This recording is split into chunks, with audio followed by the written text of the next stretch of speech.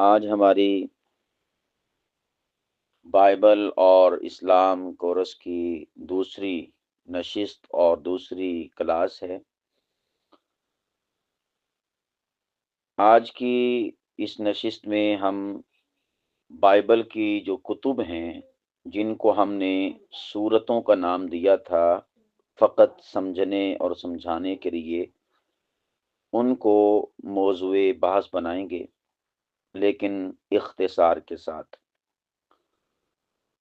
ان کو ذکر کرنے سے پہلے ایک بنیادی بات میں ذکر کر دوں، گزشتہ جو ہماری گفتگو تھی اس سے متعلقہ۔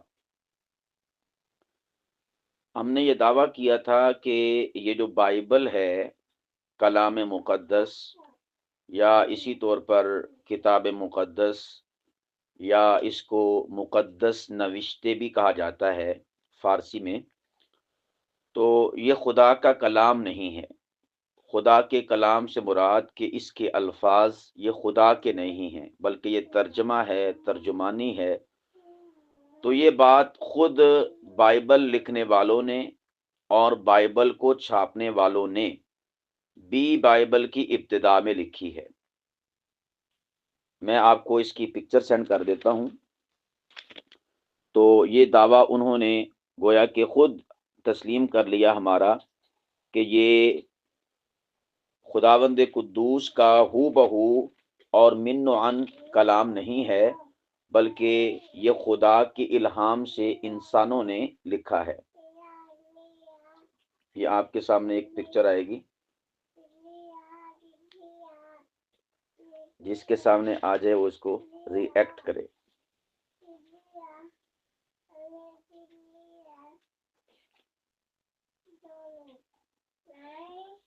جی اسی طرح ایک اور پکچر بھی میں آپ کے سامنے بھیج رہا ہوں۔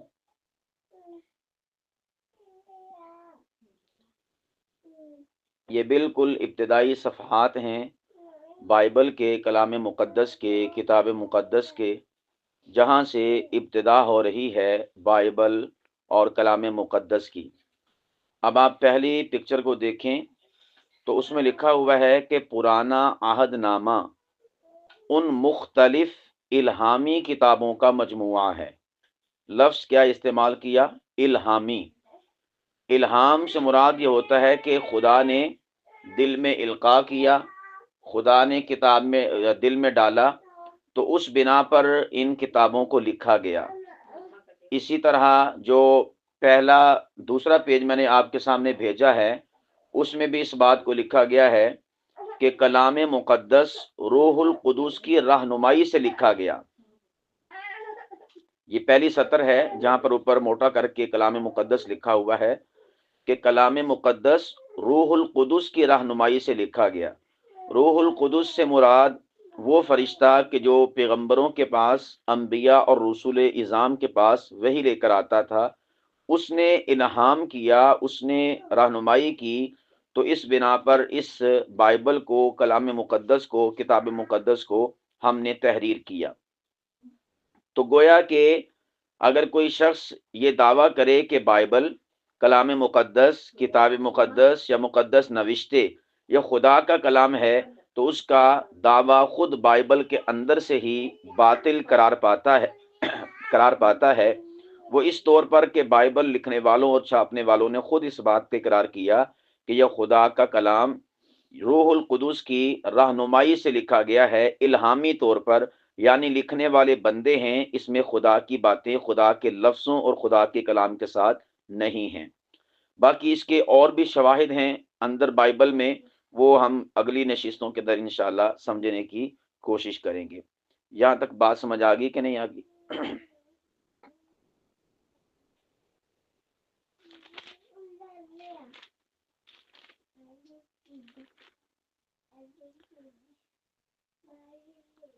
جی ٹھیک ہے۔ ہمارا جو قرآن پاک ہے اس میں جگہ جگہ آپ کو ملے گا اللہ تعالیٰ فرماتے ہیں پارہ نمبر 14 اور سورہ حجر، اِنَّا نَحْنُ نَزَّلْنَا الذِّكْرَ وَإِنَّا لَهُ لَحَافِظُونَ، بے شک ہم نے اس ذکر کو نازل کیا، ہم نے نازل کیا، یعنی خدا خود کہہ رہا ہے کہ ہم نے نازل کیا، ہم نے اتارا۔ پارہ نمبر 19 سورۃ الشعراء اور آخری رکوع، اللہ پاک فرماتے ہیں کہ نازل بہ الروح الامین علی قلبک، علی قلبک، اے حبیب اس کلام کو نازل کیا لے کر آیا ہے روح الامین، وَإِنَّهُ لَتَنزِيلُ رَبِّ العالمین، کس کی جانب سے نازل شدہ ہے؟ یہ اللہ سبحانہ و تعالی جو رب العالمین ہے اس کی جانب سے یہ نازل شدہ ہے، اور آپ کے قلب اطہر پر ہم نے اس کو القاء کیا، ہم نے اتارا۔ ہمارا دعویٰ قرآن پاک کا بڑا واشگاف قرآن پاک کے اندر موجود ہے، جبکہ پوری بائبل میں خدا کا دعویٰ موجود نہیں ہے کہ یہ میرا کلام ہے۔ یہ قابل غور بات ہے، بائبل کے اندر خدا خود نہیں کہتا کہ یہ میرا کلام ہے، جبکہ قرآن پاک میں خدا خود کہتا ہے کہ یہ میرا کلام ہے، جیسا کہ اللہ پاک فرماتے ہیں پارہ نمبر 29 سورۃ القیامہ رکوع نمبر 1، فرمایا ان علینا جمعہ وقرآنہ، اے حبیب بے شک ہمارے ذمے ہے، ہم پر لازم ہے، جمعہ اس قرآن کو آپ کے سینے میں جمع کرنا، وقرآنہ اور اس کو پڑھوانا آپ سے، آپ کی زبان پر جاری کرنا، اور پھر ثم ان علینا بیانہ، اس قرآن پاک کے الفاظ، آیات اور محکم بینات کی وضاحت، صراحت اور ان کی توضیح، تشریح، تفصیل، وضاحت، صراحت، یہ ہمارے ذمہ ہے، ہم آپ پر اس کے معانی، مفاہیم اور مطالب کو منکشف فرمائیں گے۔ گویا کہ جا بجا قرآن کریم میں اللہ سبحانہ و تعالیٰ اس بات کا خود دعویٰ فرماتے ہیں کہ یہ قرآن ہم نے نازل کیا، یہ کلام ہمارا ہے، ہم اس کے نازل کرنے والے، ہم اس کی وضاحت کرنے والے، ہم اس کی تفصیلات کو بیان کرنے والے، ہم اس کو اے نبی مکرم آپ کی زبان سے جاری کرنے والے۔ لیکن ایسا دعویٰ واشگاف اور واضح لفظوں میں پوری بائبل کے اندر آپ کو دکھائی نہیں دے گا۔ یہ اس کی کمزوری کی اور اس کے سقم کی سب سے بڑی بین دلیل موجود ہے، جو بائبل کے شواہد سے معلوم ہوتی ہے۔ ٹھیک ہے،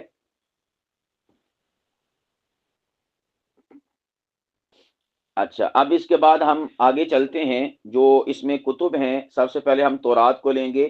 میں نے کل بتایا تھا آپ کو، بلکہ میں آپ سے پوچھ ہی لیتا ہوں کہ بائبل کی ابتدا انجیل سے ہوتی ہے یا تورات سے یا زبور سے؟ بتائیں جی۔ شاباش، شاباش۔ بائبل، کلام مقدس، کتاب مقدس، مقدس نوشتوں کی ابتدا یہ تورات سے ہوتی ہے، انجیل سے نہیں، مزمور یعنی زبور سے نہیں، بلکہ یہ ہوتی ہے تورات سے۔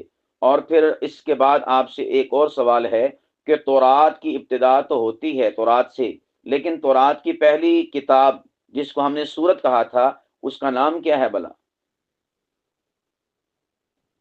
ہاں، سورۃ التکوین، تکوین، ہاں باریک کاف کے ساتھ، جس کا مطلب ہوتا ہے کائنات کا نظم و نسق، اور اسی طور پر کائنات کے بننے سے متعلقہ گفتگو اور کلام۔ یہ آپ کے سامنے تکوین کا پیج آیا ہے گروپ کے اندر، آپ جب دیکھیں گے تو اس کو ریئیکٹ کیجئے گا۔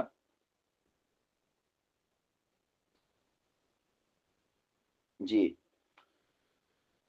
اچھا، اب یہ جو بائبل کے اندر مختلف کتابیں ہیں، یا جس کو آپ کہہ سکتے ہیں کہ مختلف صورتیں ہیں، ان صورتوں کے ساتھ ہی ان کا تعارف نیچے لکھا ہوا موجود ہوتا ہے، یعنی ہر ایک صورت یا ہر ایک کتاب کا جو تعارف ہے وہ بائبل کے اندر آپ کو ساتھ میں لکھا ہوا مختصر لفظوں میں مل جائے گا۔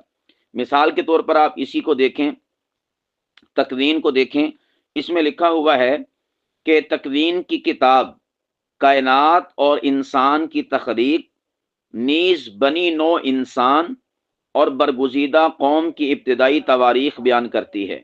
گویا کہ وہ خود بتا رہے ہیں کہ یہ جو تکوین کا شروع ہو رہا ہے سورت، اور اس کا باب شروع ہو رہا ہے، اس کی کتاب شروع ہو رہی ہے پیدائش، اس میں کون کون سی باتوں کو بیان کیا گیا ہے؟ کائنات اور انسان کی تخلیق اور بنی نو انسان اور برگزیدہ اقوام کی ابتدائی تاریخ اس میں بیان ہوئی ہے۔ گویا تورات کی پہلی کتاب میں ان چیزوں کو خدا نے بیان فرمایا ہے۔ اہم شخصیات حضرت آدم، سیدہ حوا، نوح، ابراہیم، اسحاق، یعقوب اور ان کی بیویاں اور یوسف ہیں، یعنی اس کتاب تکوین کے اندر ان چیزوں کو بیان کیا گیا، ان شخصیات کو ڈسکس کیا گیا۔ اس کتاب میں نجات بخش وعدے، یعنی کس طرح سے انسان کی نجات ہو سکتی ہے، برکات کے عہد، برکات سے مراد ہوتا ہے، یہ لفظ بھی لکھنے کے قابل ہے اور سمجھنے کے قابل ہے، اور اس کو یاد کرنا چاہیے بائبل پڑھنے والوں کے لیے، کہ بائبل کے اندر جہاں پر لفظ برکت استعمال ہو، یعنی خدا کہے کہ اے فلاں شخص میں تمہیں برکت دوں گا، یا کوئی شخص کہے کہ آپ خدا سے برکت مانگو، تو اس سے مراد عام طور پر برکت سے مراد نبوت ہوا کرتا ہے، برکت سے مراد پیغمبری ہوا کرتا ہے، یہ جو برکت ہے اس سے مراد رسالت ہوا کرتا ہے۔ یعنی یوں کہہ لیجئے کہ یہ ایک مترادف کے طور پر یا ایک معنی کی ادائیگی کے طور پر بائبل کے اندر لفظ برکت استعمال ہوتا ہے، اس سے مراد عمومی طور پر نبوت ہوتی ہے، رسالت ہوتی ہے اور پیغمبری ہوتی ہے۔ یہ بات سمجھ آ گئی؟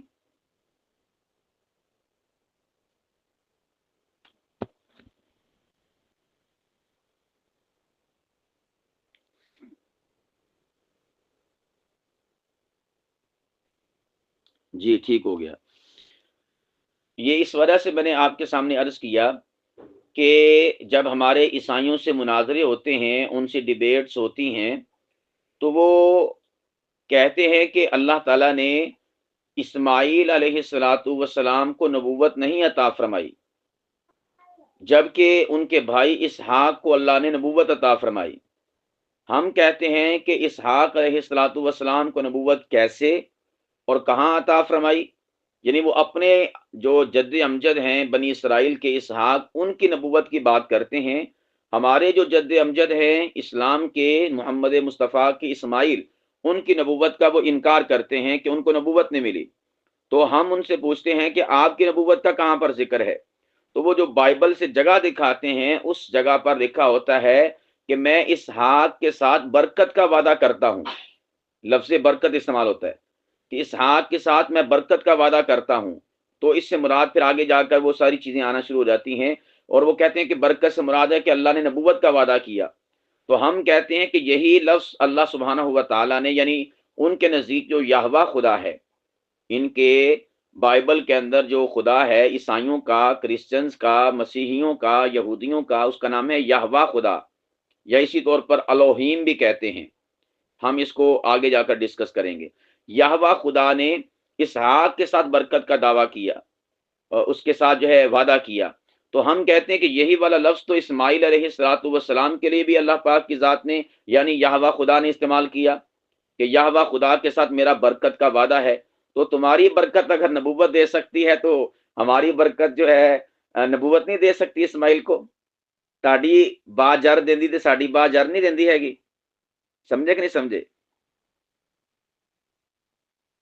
ہاں تمہاری بات جر دیتی ہے تو ہماری بات جو ہے وہ بانجھ ہو گئی ہے کہ وہ جر نہیں دے سکتی۔ تو دونوں کے لیے لفظ برکت بائبل میں استعمال ہوا۔ تو جہاں پر اسحاق کے لیے برکت کا لفظ استعمال ہوا اس سے مراد نبوت ہے، تو اسماعیل کے لیے بھی لفظ برکت استعمال ہوا تو اس سے مراد بھی نبوت ہے۔ خیر، یہ نعوذ باللہ حضرت اسماعیل علیہ السلام کو انتہائی زیادہ الیاذ باللہ نقل کفر نباشت گھٹیا سمجھتے ہیں، اور اسی طرح ان کی جو والدہ ہیں یعنی سیدہ ہاجرہ سلام اللہ تعالی علیہا، ان کو یہ لونڈی، ان کو یہ غلام اور ان کو نہایت حقیر عورت تصور کرتے ہیں کرسچنز، مسیحی اور عیسائی۔ بات سمجھ آئی کہ نہیں آئی؟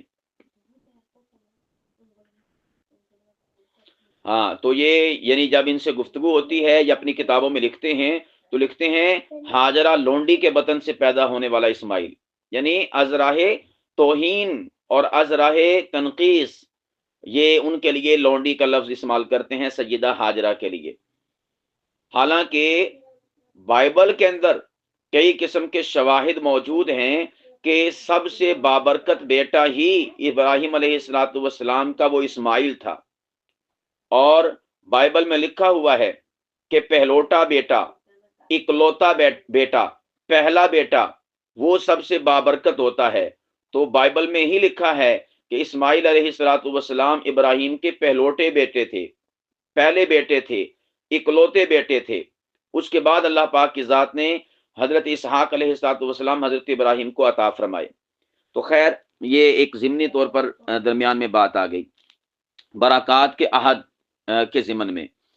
اور انسان کی خدا سے بے وفائی اور برگشتگی، یعنی اس کا ذکر بھی اس تکوین نامی باب کے اندر، اس تکوین نامی کتاب کے اندر موجود ہے۔ انسان کی خدا سے بے وفائی، اس سے مراد حضرت آدم علیہ الصلوۃ والسلام وہ لے رہے ہیں، اور برگشتگی کا ذکر بھی اسی کتاب کے اندر ہے۔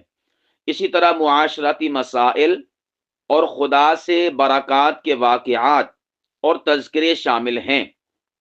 یہ گویا کہ انہوں نے مختصر اس کا تعارف پیش کر دیا کہ تکوین یعنی پیدائش نامی اس کتاب کے اندر، جو کہ تورات کی پہلی کتاب ہے 5 کتابوں میں سے، اور بائبل کی 66 کتابوں میں سے پہلی کتاب ہے، اس میں کن کن باتوں کا ذکر آئے گا انہوں نے 3-4 سطور کے اندر خلاصے کے طور پر ان چیزوں کو بیان کر دیا۔ اور پھر مزید نیچے انہوں نے ابواب کی تقسیم کے اعتبار سے بھی بتا دیا کہ باب نمبر 1 سے باب نمبر 11 تک انسانی نسلوں کا شروع، یعنی کیسے کیسے انسانی نسلیں بننا شروع ہوئیں، اس سے متعلقہ گفتگو ہوگی۔ اور باب نمبر 12 سے 50 نمبر باب تک جو ہے خدا کی چنیدہ قوم سے متعلق واقعات کو ذکر کیا جائے گا۔ یہ اس تکوین اور پیدائش نامی کتاب کا تعارف آپ کو سمجھ آ گیا کہ نہیں؟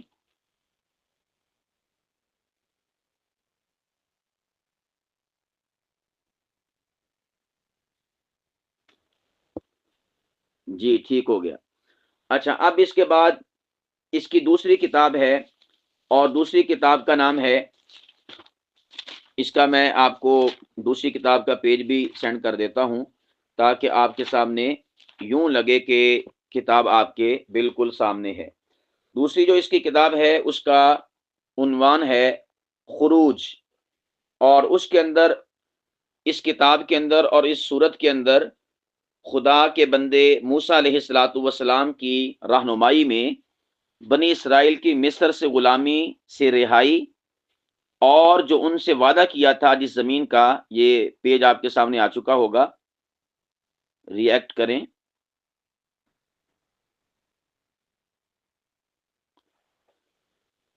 جی، اس کے اندر وہ حضرت موسیٰ علیہ الصلوۃ والسلام کی سرکردگی اور ان کی امارت اور ان کی صدارت، ان کی قیادت اور سیادت میں قوم بنی اسرائیل جو نکل کر مصر سے جو موعودہ سرزمین تھی، یعنی جس کا وعدہ کیا گیا تھا، سرزمین فلسطین، شام، تو اس کی جانب جو سفر تھا اس کو بیان کیا گیا، اور جو سینا کے پہاڑ تک، یعنی کوہ طور، کوہ سینا، والتین والزیتون وطور سینین، کوہ سینا کے پہاڑ تک جو آنے والے واقعات ہیں ان کو درج کیا گیا۔ اور اسی طور پر بحیرہ قلزم کا عبور، یعنی یوں سمجھیں کہ تورات کی دوسری کتاب میں فرعون کا دریا میں غرق ہونا، موسیٰ علیہ الصلوۃ والسلام کا پار لگنا، اور اسی طور پر کوہ سینا پر شریعت کا ملنا، یعنی تورات کا حضرت موسیٰ علیہ الصلوۃ والسلام کو کوہ طور پر ملنا، اور اسی طور پر عہد باندھنا، یعنی وعدہ شامل، وعدہ جو ہے کرنا، یہ اس کتاب کے اندر چیزیں شامل اور داخل ہیں۔ باقی انہوں نے ابواب کے اعتبار سے بھی اس کی ترتیب کو بیان کر دیا۔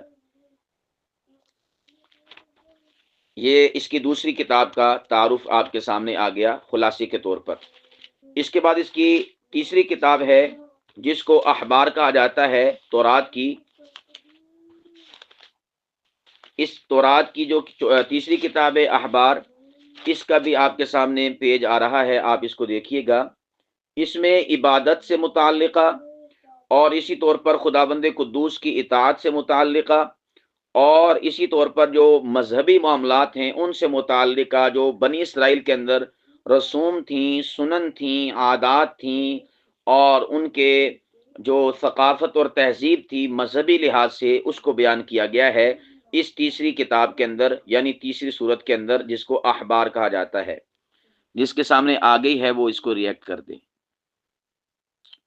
جی، لکھا ہوا بھی آپ دیکھ سکتے ہیں کہ لکھا ہوا ہے احبار کی کتاب میں الہی پرستش کی رسومات، یعنی خدا کی عبادت آپ نے کیسے کرنی ہے، بنی اسرائیل نے خدا کی عبادت کیسے کرنی ہے، قوانین، کہانت، کہانت سے مراد یہ ہے کہ جس طرح نبوت ہوتی ہے تو نبوت کو یہ لوگ کہانت کے طور پر بھی لیتے ہیں۔ عیدیں، قربانیاں اور عبادات کے جو دستور ہیں وہ اس میں درج ہیں۔ اسی طور پر خدا پاک ہے، یعنی خدا کی تقدیس کا بھی اس میں بیان ہے، اور اپنے ایمانداروں کو اپنی مانند پاکیزگی کی دعوت دیتا اور تقاضا کرتا ہے۔ یعنی خلاصے کے طور پر یوں سمجھ سکتے ہیں کہ اگر آپ نے بنی اسرائیل عبادات کیسے کرتے تھے، ان کے مذہبی معاملات کیا تھے، ان کی عیدیں، شبراتیں، یعنی شبراتیں لفظ میں نے بطور ایک ٹرم کے استعمال کر دیا جو ہمارے یہاں بھی استعمال ہوتا ہے، یہ ان کے ہاں کیسی تھیں، اس کو اگر آپ نے جانچنا ہوگا تو آپ تورات کی تیسری کتاب کو کھولیں گے۔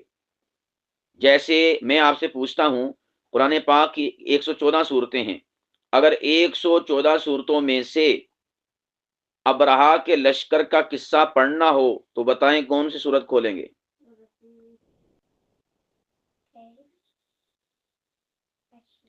قریش؟ ہاں ہاں فیل اور قریش بھی اس کے ساتھ ملی ہوئی ہے، لیکن جو بالکل واضح ہے وہ ہے سورۃ الفیل۔ قریش میں، سورۃ قریش میں اللہ پاک کی ذات نے اس لشکر ابرہا کو تباہ کرنے کی علت اور وجہ اور ریزن اور سبب اس کو بیان کیا ہے، باقی اصل واقعہ سورۃ الفیل کے اندر موجود ہے۔ تو اسی طور پر یہ جو میں آپ کے سامنے کتابوں کا تعارف پیش کر رہا ہوں، تو میں یہ چاہتا ہوں کہ اگر آپ کو کوئی شخص کہے یا آپ خود سے تلاش کرنا چاہیں کہ میں بائبل میں سے بنی اسرائیل کی عبادات کیا تھیں، وہ عیدیں کیسے مناتے تھے، وہ خدا کی پرستش کیسے کرتے تھے، وہ کتنی نمازیں پڑھتے تھے، وہ خدا کی عبادت کے طور پر کیا کیا کیا کرتے تھے، میں اس کو دیکھنا چاہتا ہوں، تو پھر آپ یہ نہ ہو کہ پوری بائبل کوئی کھنگالتے پھریں، دیکھتے پھریں اور سرگرداں پریشان ہوں کہ میں کہاں سے تلاش کروں، تو کم از کم آپ کے سامنے ایک نمونہ آ جائے کہ یہ والی ان کی کتاب ہے جس میں اس چیز کا ذکر ہے، جس میں اس چیز کا ذکر ہے۔ تو اس لیے اس اہمیت کے پیش نظر آپ کے سامنے ان کتابوں کا تعارف پیش کر رہا ہوں، اور چند چنیدہ کتابوں کا ہی تعارف پیش کروں گا، کیونکہ اس میں کل 66 کتابیں ہیں، تو 66 کتابوں کا تعارف نہیں بلکہ کچھ مخصوص کتابوں کا ہی تعارف آپ کے سامنے ہوگا، تاکہ سافٹ ویئر آپ میں منتقل ہو جائے۔ اور آپ یہ بات سمجھتے ہیں کہ جو ہماری صحبت میں آ جاتا ہے تو اس میں کیا منتقل ہو جاتا ہے؟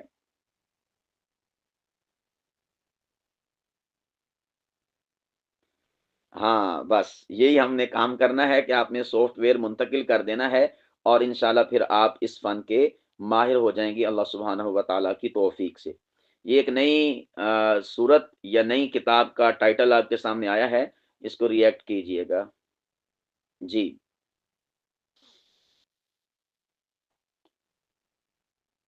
ہاں جی، اس کا نام ہے عدد۔ عدد میں نے بتایا تھا، یہ یوں کہہ لیجئے یہ سورۃ العدد ہے، سورۃ الگنتی ہے۔ تو یہ عدد نامی جو کتاب ہے، اس میں لکھا ہوا ہے کہ عدد کی کتاب 40 سال کے دوران سینا کے بیاباں میں ہونے والے چند اہم واقعات کا ذکر کرتی ہے۔ یعنی کوہ طور کا جو بیاباں تھا جس میں بنی اسرائیل ایک عرصے تک سرگرداں و پریشان رہے، اور بنی اسرائیل جو ہے وہاں پر بھٹکتے رہے، اس جگہ کے جو حالات و واقعات ہیں ان کا ذکر اس کتاب کے اندر موجود ہے، جس کو عدد کے نام سے تعبیر کیا گیا ہے بائبل کے اندر۔ جی سمجھ آ گئی؟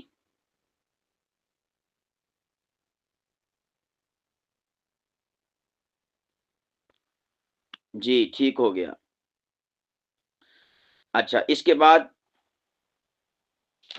ایک اور کتاب ہے، اس کا نام ہے، جو عدد کے بعد میں آتی ہے، تثنیہ شرع۔ یہ اس کی 5ویں کتاب ہے تورات کی، اور بائبل کی ابتدائی 5ویں کتاب ہے جس کو تثنیہ شرع کے نام سے موسوم کیا جاتا ہے۔ اس کے اندر یہ آپ کے سامنے صفحہ آ رہا ہے، آپ اس کو ذرا دیکھیے گا۔ سب سے زیادہ اہمیت کی حامل، پوائنٹ ٹو بی نوٹڈ، قابل غور بات، سب سے زیادہ تورات میں، یا یوں کہہ لیجیے پوری بائبل کے اندر سب سے زیادہ اہمیت کی حامل یہ والی کتاب ہے جس کو تثنیہ شرع کہا جاتا ہے، اور اسی کو استثناء کہا جاتا ہے۔ یہ آپ کے سامنے آ گئی ہوگی۔ جی، اس میں کیا کیا بیان ہوا؟ لکھا ہے کہ تسنیہ شرع کی کتاب میں شرعی قوانین کا خلاصہ یعنی شریعت کو بیان کیا ہے، وضاحت اور ان کی تجدید شامل ہے۔ اس میں دو عہد یعنی حوریب کا عہد، یہ حوریب ایک پہاڑ ہے، اور موآب میں عہد یعنی یہ ایک جگہ اور ایک قبیلہ ہے، ان کے عہد کو بھی اس میں ذکر کیا گیا، اور خدا کے بندے حضرت موسیٰ کی لمبی تقریریں اور چند اہم واقعات درج ہیں۔ اس کو یوں بھی کہا جا سکتا ہے کہ یہ خطابت کی کتاب ہے بائبل کے اندر تسنیہ شرع۔ یہ بات سمجھ آئی کہ نہیں آئی؟ ہاں جی، اس میں پہلی تقریر لکھا ہوا آپ کو دکھائی دے رہا ہوگا، دوسری تقریر، تیسری تقریر، چوتھی تقریر۔ تو یہ حضرت موسیٰ علیہ الصلوۃ والسلام جو اپنی قوم سے خطاب کرتے تھے، ان سے جو سپیچ اور گفتگو ہوتی تھی، تو اس کو اس کتاب کے اندر بھی ذکر کیا گیا ہے۔ یہ پانچویں کتاب ہے تورات کی۔ تو یہ پانچ کتابوں کا میں نے آپ کے سامنے خلاصے کے طور پر ذکر کیا ہے، تاکہ ہمارے سامنے نقشہ آ سکے کہ جو اس وقت دنیا میں موجود تورات ہے وہ کیا ہے، کون سی کتاب ہے، کس کو کہا جاتا ہے، اس کا تعارف کیا ہے۔ تو میں نے آپ کے سامنے بیان کیا کہ اس میں پانچ کتابیں ہیں جو تورات کہلاتی ہیں، اور تورات ان پانچ کتابوں پر مشتمل ہے۔ اس کے علاوہ تورات کا لفظ کسی اور کتاب کے لیے استعمال نہیں ہوتا۔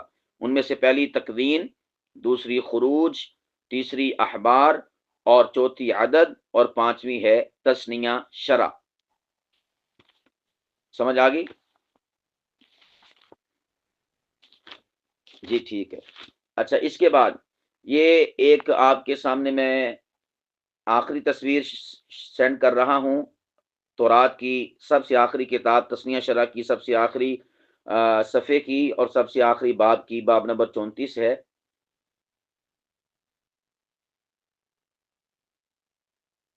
جی آ گئی؟ جی ٹھیک ہے، یہ قابل غور بات ہے۔ عیسائی دنیا خود تسلیم کرتی ہے کہ باب نمبر 34 تورات کا، تسنیہ شرع کا، یہ الحاقی باب ہے، یہ وہ باب نہیں ہے کہ جو خدا کی طرف سے ہے۔ یعنی اس کو یوں کہا جا سکتا ہے کہ یہ لوگوں نے تورات میں ایڈ کر دیا، لوگوں نے تورات میں شامل کر دیا، ورنہ یہ باب نمبر 34 آخری باب تسنیہ شرع کا، استثناء کا، تورات کا، یہ خدا کے کلام کا حصہ نہیں، خدا کی بات نہیں، خدا کا الہام نہیں، خدا کی طرف سے القاء نہیں ہے۔ سمجھ آئی بات؟ ہاں، یعنی یہ خود تسلیم کرتے ہیں عیسائی، کوئی بھی عیسائی اس بات سے انکار نہیں کر سکتا۔ تو اگر وہ انکار کرے تو یوں سمجھے کہ یا تو اس کو پتہ نہیں اس بات کا، وہ جانتا نہیں، یا پھر جو ہے وہ آنکھ میں دھول جھونکنے والی بات کر رہا ہے۔ ورنہ جتنے بھی عیسائی پادری ہیں، پوپ ہیں، پالوجسٹ ہیں اور اس فیلڈ کے ہیں، وہ خود اس بات کا اقرار کرتے ہیں کہ بائبل کی پانچویں کتاب، تورات کی پانچویں کتاب، اس کے اندر اس چیز کو خود سے لوگوں نے ایڈ کر دیا ہے، الحاق کر دیا ہے، اس کا تعلق خدا کے کلام کے ساتھ نہیں ہے۔ ٹھیک ہو گیا؟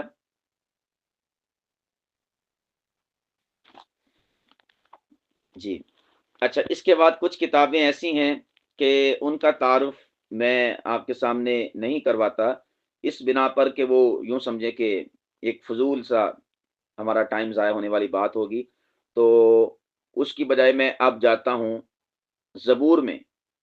زبور جو حضرت داؤد علیہ الصلاۃ والسلام پر نازل ہوئی، یا ان کی زبان پر خدا نے کلام کو جاری کیا، اس وقت جروب ارض پر زبور موجود ہے جس بھی شکل میں، اس کی پکچر آپ کے سامنے آ گئی ہے۔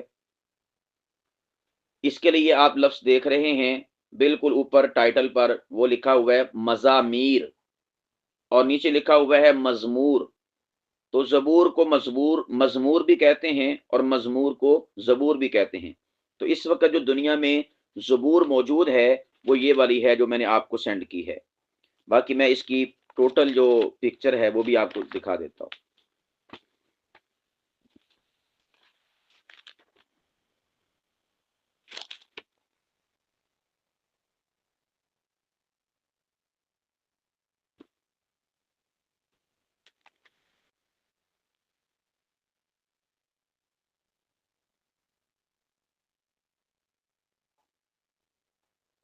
جی یہ آپ کے سامنے ایک اور پکچر آئی ہے،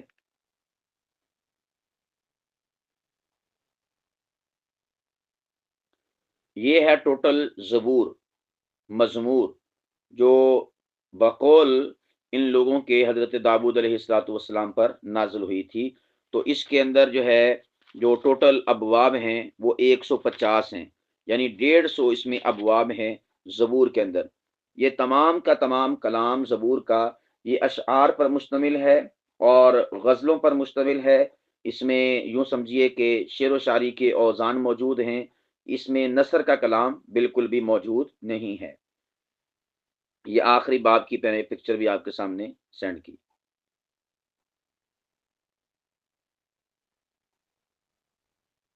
جی، لکھا ہوا ہے مزمور 150 یعنی 150۔ تو جس طرح ہمارے ہاں صورتیں ہوتی ہیں اسی طرح یوں سمجھ لیجئے کہ یہ صورت نمبر 150 ہے۔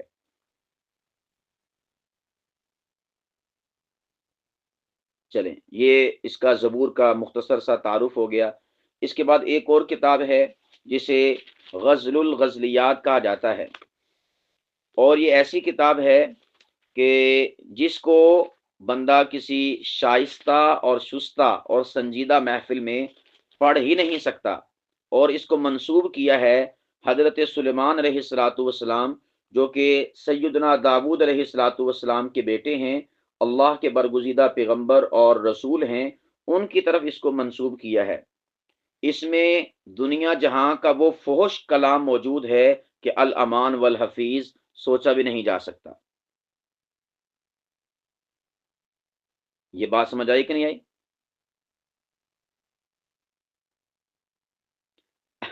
اگر آپ مجھے اجازت دیں تو میں تھوڑا سا پڑھوں۔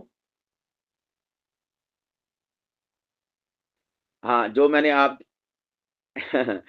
نے آپ کے سامنے صفحہ سینڈ کیا ہے، اوپر لکھا ہوا ہے نشید الاناشید، اسی کا دوسرا نام ہے غزل الغزلیات۔ ٹھیک ہے؟ ہاں، مجھے لگتا ہے کہ آپ لوگ خود بخود پڑھنا شروع ہو گئے ہیں، ذرا صبر کرو، صبر۔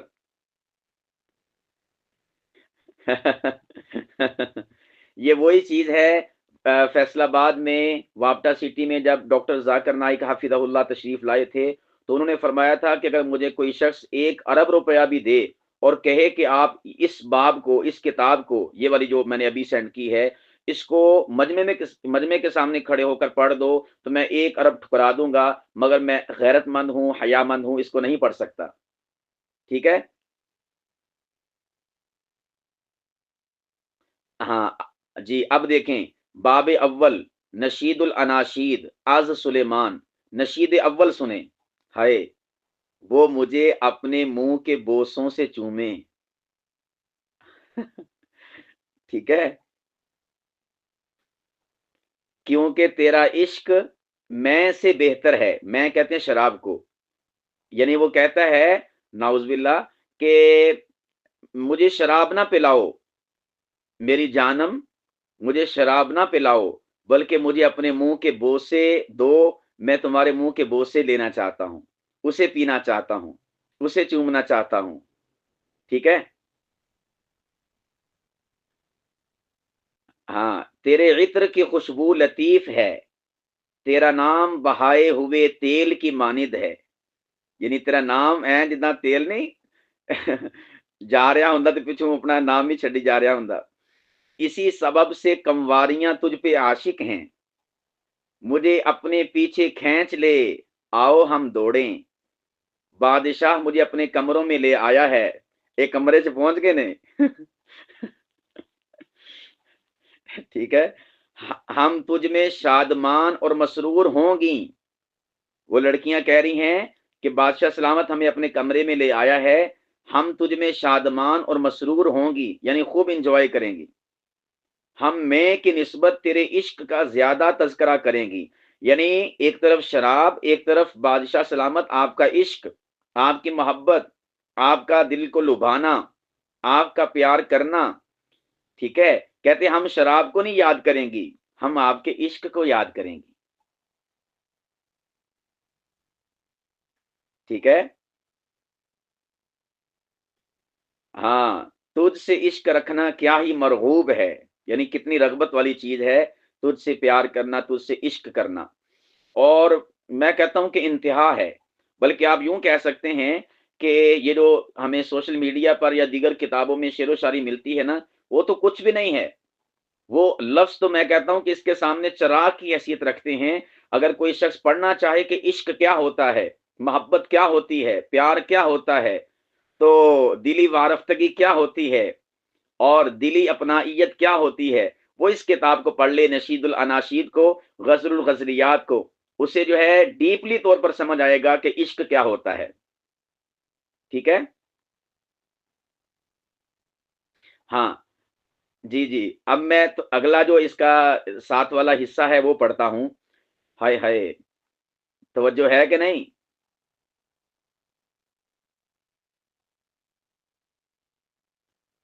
ہاں، لکھا ہوا ہے، اے میری پیاری، میں تجھے فرعون کی رت کی ایک گھوڑی سے تشبیہ دیتا ہوں۔ رت کہتے ہیں جن یعنی آج کل یہ ڈولیاں نہیں ہوتی، دلہے جس کے اوپر بیٹھ کر جاتے ہیں، ٹھیک ہے، اسے کہا جاتا ہے رت، یعنی پیچھے وہ خوبصورت ایک ڈولی ہوتی ہے، آگے گھوڑی باندھی ہوتی ہے۔ تو وہ اپنی کہہ لے کہ نا محبوبہ سے کہہ رہا ہے کہ میں تجھے فرعون اس زمانے میں بادشاہ ہوا کرتے تھے نا، یعنی میں تجھے بادشاہ کی رت کی ایک گھوڑی سے تشبیہ دیتا ہوں، تیرے رخسار موتیوں کی لڑیوں سے اور تیری گردن جواہرات سے کیا ہی خوشنما ہے۔ ہم تیرے لیے سونے کے توق بنائیں گے اور ان میں چاندی کے پھول جڑیں گے۔ ٹھیک ہے، ہاں، ہوئے ہوئے، یقین جانے کہ میں کیا ہی کہوں آپ کو، چلو میں اگلی بھی سینڈ کر دیتا ہوں آپ کو، اگلا اس کا پیج، اس کا یقین جانے کہ ایک ایک صفحہ، بلکہ آپ یوں کہہ لیں کہ میں یہاں پر آپ کو ایک علمی طور پر بھی بات عرض کر دیتا ہوں، یہ تو ایک تھوڑا ہم عشق و محبت کی وادی میں چلے گئے۔ ان عیسائیوں سے پوچھو کہ یہ کوئی خدا کا کلام ہو سکتا ہے، یہ کوئی گاڈ کا کلام ہو سکتا ہے جو آپ نے اپنی بائبل میں کلام مقدس، کتاب مقدس اور مقدس نوشتے، مقدس مقدس لکھا ہوا ہے؟ یہ تو کسی مقدس کا عاشق جو ہے وہ لکھ رہا ہے اس کو۔ سمجھ آئی؟ ہاں، یہ کلام مقدس نہیں، یہ کسی مقدس کا عاشق ہے جو اس کلام کو لکھ رہا ہے، تو یہ خدا کا کلام نہیں ہو سکتا۔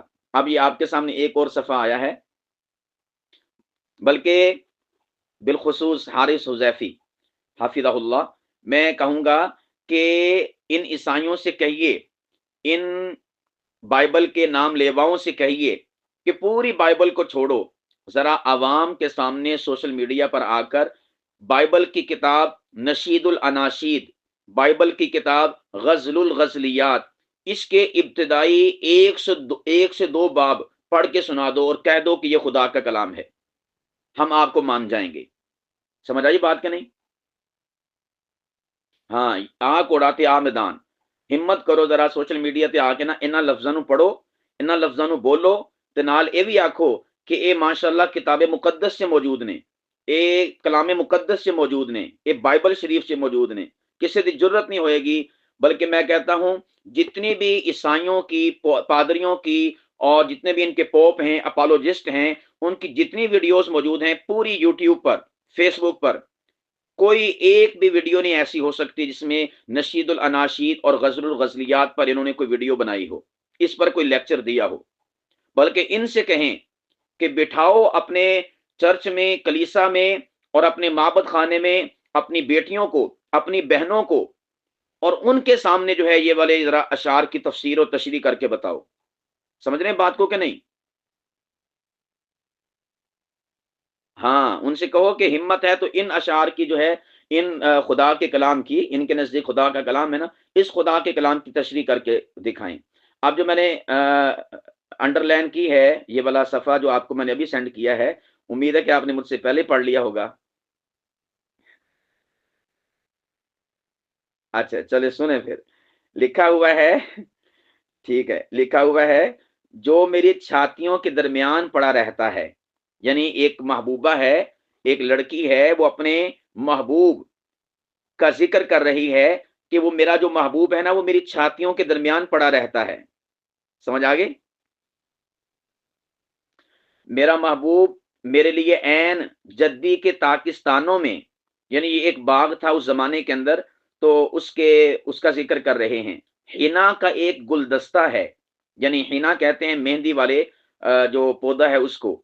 تو کیا ہی حسینہ ہے اے میری محبوبہ، تو کیا ہی حسینہ ہے اے میری محبوبہ، تو کیا ہی حسینہ ہے، تیری آنکھیں فاختہ ہیں، ہائے ہائے تیری آنکھیں فاختہ ہیں، تو کیا ہی حسین ہے اے میرے محبوب، تو کیا ہی مرغوب خاطر ہے، ہمارا پلنگ سر سبز ہے، ہمارے گھر کے شہتیر دیودار کے ہیں، اور ہماری کڑیاں سروں کی لکڑی کی ہیں۔ لا حول ولا قوت الا باللہ۔ یہ تو میں نے صرف اور صرف پہلا باب آپ کو سنایا ہے۔ اوئے ہوئے ہوئے، لگتا ہے کہ نا میری بھی اور آپ کی بھی جو رگ عشق ہے وہ چھڑ گئی ہے۔ آپ کا بھی جی کرتا ہوگا کہ بس اسی کو چلائیں۔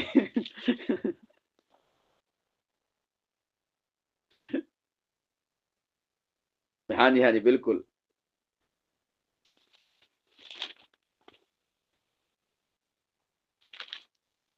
جی جی بالکل بالکل۔ اچھا جی، ہائے ہائے، ہے تو یہ مختصر ترین، اس کے کل ٹوٹل جو ہیں وہ 8 ابواب ہیں۔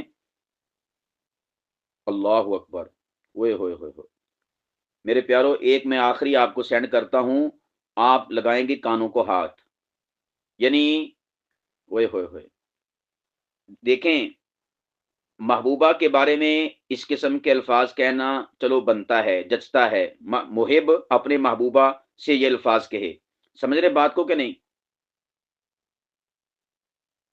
لیکن اب میں آپ کے سامنے ایک اس کا آخری پیج جو میں نے ابھی آپ کے سامنے غزل الغزلیات اور نشید الاناشید سینڈ کی ہے، اس کا آخری پیج میں شیئر کر رہا ہوں، آپ دیکھیے گا کہ کتنی عجیب بات لکھی ہے۔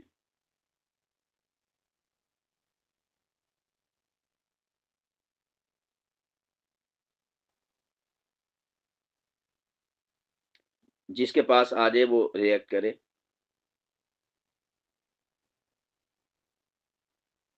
ہاں جی، کیا لکھا ہوا ہے؟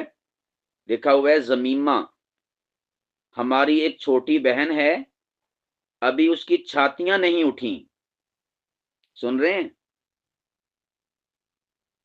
یہ پتہ نہیں کداں دا بھرا وا جڑا اپنی چھوٹی بہن دا تذکرہ کری جا رہا ہے۔ دیکھیں نا یہاں پر وہ یہ نہیں کہہ رہے کہ میری ایک چھوٹی محبوبہ ہے، نہ، لفظ کیا ہے؟ ہماری ایک چھوٹی بہن ہے۔ اینا سائیاں پادریاں پوپاں تے اپالوجسٹاں تے نہ دانشوراں دے کولوں پوچھو یہ کیڑی چھوٹی بہن دا تذکرہ ہو رہا تھے۔ ٹھیک ہے،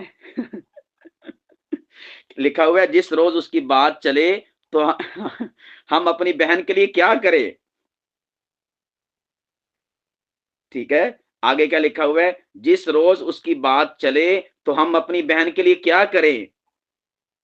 بھئی شادی کریں، اس کا رشتہ کریں کہیں اور کیا کرنا ہے آپ نے؟ اوئے ہوئے ہوئے، اچھا میں آگے بھی سناؤں آپ کو؟ ہاں، یہ جو میں نے انڈر لائن کیا ہوا ہے نا، اس کے نیچے والی لائن کو آپ دیکھیں، لکھا ہوا ہے کہ میں ایک دیوار ہوں اور میرے پستان برج ہیں، برج۔ لا حول ولا قوت،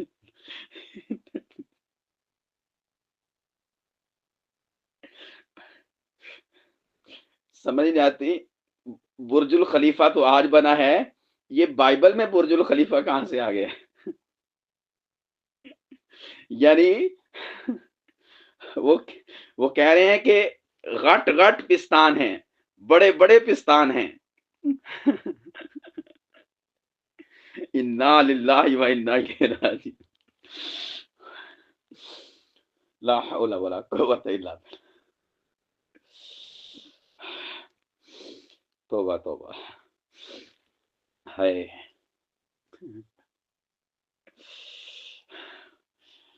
چلے میرے پیارو، میں نا میرے خیال سے یہیں پر اس کی بس کرتا ہوں، اس نے تو صحیح پوچھے تو انگ انگ ہلا دیا ہے۔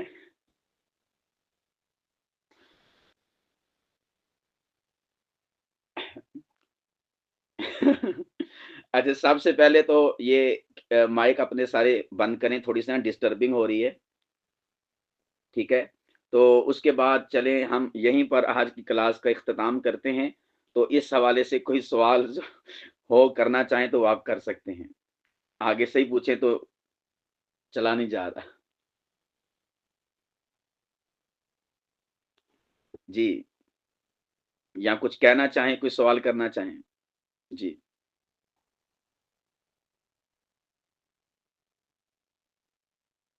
हुँ, हुँ। हुँ।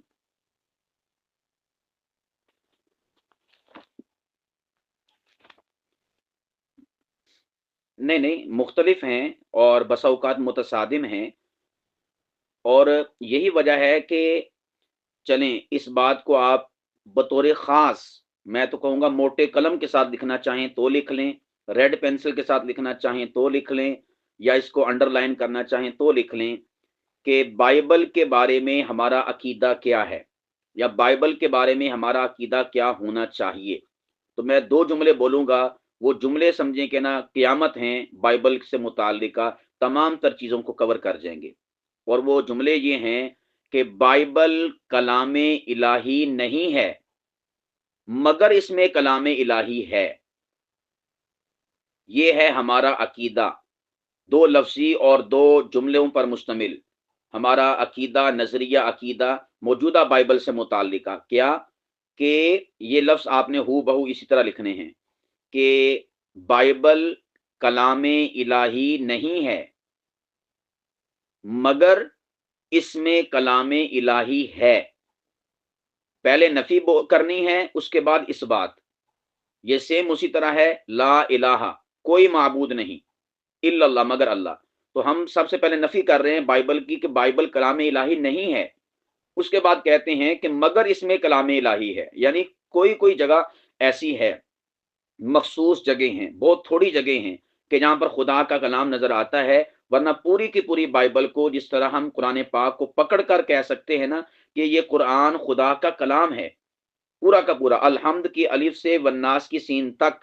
इसी तरह बाइबल को हम पकड़कर नहीं कह सकते कि ये खुदा का कलाम है, बल्कि बाइबल के बारे में हमारा नजरिया, हमारा अकीदा ये होना चाहिए कि बाइबल कलाम इलाही नहीं है। पहले नफी करनी है, क्योंकि वाकईतन ये अक्सर कलाम इलाही नहीं है। ये हम इंशाल्लाह आगे क्लासेस में पढ़ेंगे। मगर इसमें कलाम इलाही है, यानी कुछ जगहें ऐसी हैं, मखसूस जगहें, थोड़ी सी जगहें ऐसी हैं कि जहां पर खुदा का कलाम हमें दिखाई देता है। बात समझे? और कुरान पाक में अल्लाह ताला ने कुरान पाक का एक वसफ बयान किया है, अल मुहैमिन। अल मुहैमिन, अल मुहैमिन का मतलब है कसवटी, पैमाना, स्केल, जांचने की चीज। गोया के साबका आसमानी किताबों पर ये कुरान पाक एक कसवटी है। हमने बाइबल हो या कोई भी सहीफा हो, उसकी हर बात को किताबुल्लाह कुरान पाक की कसवटी पर परखना है। जो बराबर सराबर होगा उसके मुताबिक होगा, हम उसको लेंगे, और जो उसके मुताबिक नहीं होगा हम उसको रिजेक्ट कर देंगे, उसे छोड़ देंगे, इसलिए कि खुदा ने कुरान पाक को कसवटी करार दिया है। समझ आ गई? अच्छा, बल्कि मैं इससे मज़ीद आगे बढ़कर कहता हूँ कि कुरान पाक फ़क़त साबका अपने अपने से साबका वाली किताबों के लिए कसवटी नहीं, बल्कि कुरान अपने माबाद वाली किताबों के लिए भी कसवटी है। समझ आई?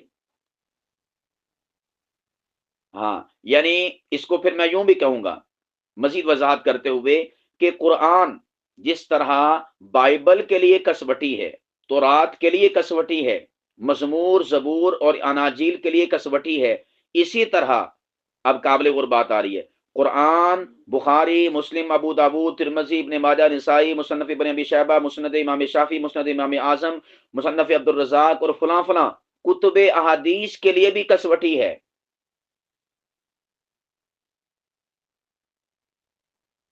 अब कुरान कहता है कि नबी पाक सल्लल्लाहु अलैहि वसल्लम के असहाब वो सादिकून थे, उलाइका हुमुस सादिकून। कुरान कहता है वयुसिरून अला अनफुसिहिम वलौ कान बिहिम खसासा, وہ اپنی ذات پر دوسروں کو ترجیح دیتے تھے۔ اب اگر خدا نہ کرے کسی حدیث پاک میں آ جاتا ہے کہ وہ تو ایک دوسرے کا مال ہڑپ کرتے تھے، جیسا کہ حدیثیں پیش کی جاتی ہیں، بھلے وہ کسی کتاب میں ہوں۔ اور مزے کی بات یہ بھی بتاؤں، یہ بھی کوئی محدثین کے اصول سے میں ہٹ کے نہیں بات کر رہا، محدثین کے تمام اصولوں میں سے پہلا اصول ہے ہی یہ کہ حدیث پاک کی صحت اور اس کے عدم استعمال کی سب سے بڑی دلیل یا سب سے بڑی ایک پہلی شرط وہ قرآن پاک ہے، کہ جو قرآن پاک کے مطابق ہوگی اس کو لیں گے، جو قرآن پاک کے مطابق نہیں ہوگی ہم اسے تسلیم نہیں کریں گے۔ تو ہم نے ما قبل کی کتابوں کو بھی قرآن پاک پر پرکھنا ہے، اور ماں بعد کی کتابوں کو بھی ہم نے قرآن پاک پر پرکھنا ہے۔ یوں سمجھیے کہ جس طرح بائبل کے عہد نامہ عتیق کو اولڈ ٹیسٹامنٹ کہا جاتا ہے، عہد نامہ جدید کو کہا جاتا ہے نیو ٹیسٹامنٹ، قرآن پاک کیا ہے؟ قرآن پاک فائنل ٹیسٹامنٹ ہے۔ قرآن پاک فائنل ٹیسٹامنٹ ہے، یہ سینٹرل کتاب ہے، ماں قبل کے لیے بھی ماں بعد کے لیے بھی، بلکہ مزید اس سے بڑھ کر کہوں گا کتابیں تو کتابیں رہیں، یہ ہر قسم کے فن اور فیلڈ اور ہر قسم کی چیز سے متعلقہ قرآن فائنل کتاب ہے۔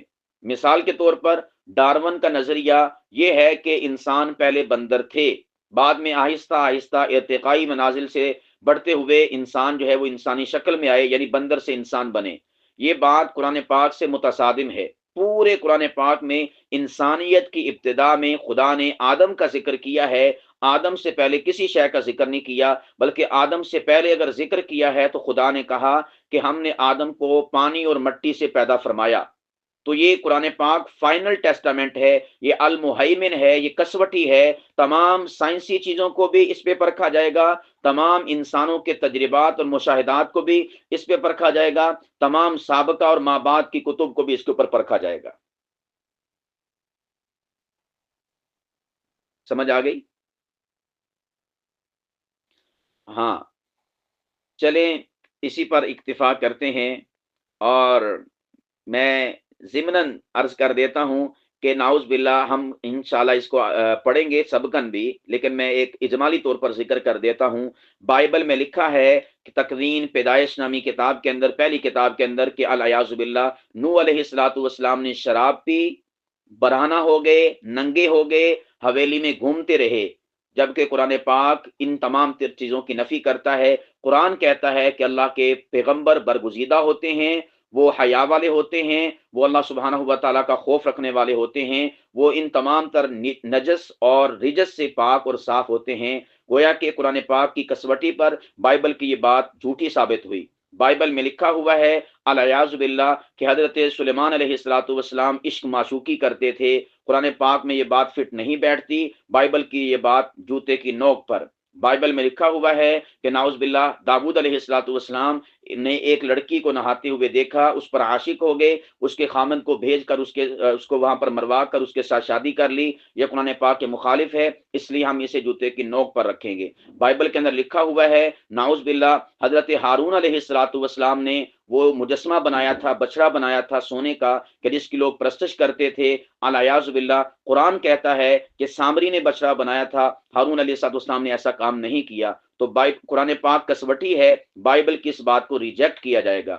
بائبل میں لکھا ہوا ہے کہ نعوذ باللہ فلاں فلاں پیغمبر نے الیاذ باللہ اپنی 2 بیٹیوں کے ساتھ زنا کیا، یعنی لوط علیہ السلام۔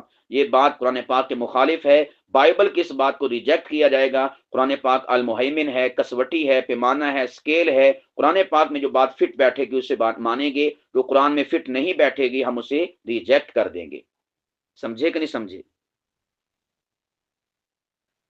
جی، باقی انشاءاللہ ہم ایک ایک ان چیزوں کو آگے جا کر ڈسکس کریں گے، اور آپ کو بتائیں گے کہاں کہاں پر بائبل کے اندر خدا کے پیغمبروں کی نافرمانیاں، گستاخیاں ذکر کی گئی ہیں، ان کی نعوذ باللہ عزت و عصمت اور عفت کو تار تار کیا گیا ہے۔ یہ بائبل، بلکہ یوں بھی کہا جا سکتا ہے، بلکہ آپ اس کو جملے کے طور پر لکھ لیں کہ روئے ارض پر نبیوں کی گستاخی پر مبنی اگر کوئی کتاب ہے تو وہ بائبل ہے۔ یہ جملہ آپ لکھ لیں، روئے ارض پر نبیوں کی گستاخیوں پر، ان کی انسلٹ اور توہین پر، ان کی عزت و عصمت کی مقدس چادر کو تار تار کرنے پر مشتمل جو کتاب ہے اسے بائبل کہتے ہیں۔ چلیں جی، اسی زبردست قسم کے نشتر اور وار پر ہم آج کی کلاس کا اینڈ اور اختتام کرتے ہیں۔ کوئی سوال ہو تو کر سکتے ہیں، ورنہ پھر اگلی نشست میں۔ جی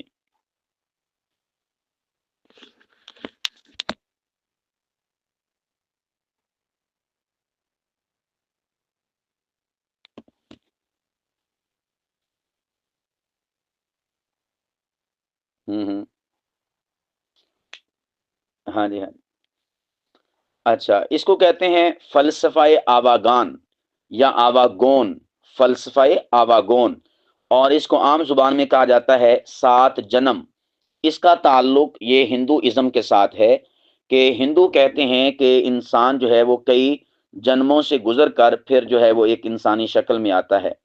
تو میرے پیارو یہ ایک تفصیل طلب موضوع ہے، میں نے اس کے اوپر ایک بیان بھی کیا تھا، اس میں سمجھایا تھا کہ جو ہندوؤں کا نظریہ ہے یہ قرآن پاک میں بھی موجود ہے، لیکن ہندوؤں نے اس کو بگاڑ کے لوگوں کے سامنے پیش کیا۔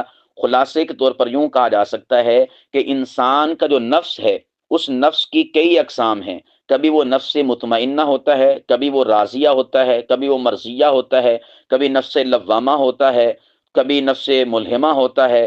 تو وہ جو نفوس ہیں یعنی انسان کی اندر کی کیفیات، انسان کے باطن کے احوال، اس کو انہوں نے انسان کے ظاہر کے احوال کے ساتھ ذکر کر کے ایک بالکل اپوزٹ جو ہے بات لوگوں کے سامنے پیش کر دی۔ اسے کہا جاتا ہے فلسفہ آواگان یا فلسفہ آواگون، یعنی سات جنموں کا فلسفہ۔ ٹھیک ہے، باقی اللہ نے چاہا تو انشاءاللہ کوشش ہے اور کاوش ہے میری کہ انشاءاللہ وید اور چاروں ویدیں اور اسی طور پر گرو گرنتھ یہ بھی ہم کورس کے طور پر انشاءاللہ اس کو لیں گے، یعنی کہ نیکسٹ اس کے لیے کوئی کورس رکھیں گے۔ آپ دعا کیجئے گا، انشاءاللہ اس کے اوپر بھی کورس رکھیں گے۔ جی ٹھیک ہے جی، بارک اللہ، اللہ حافظ۔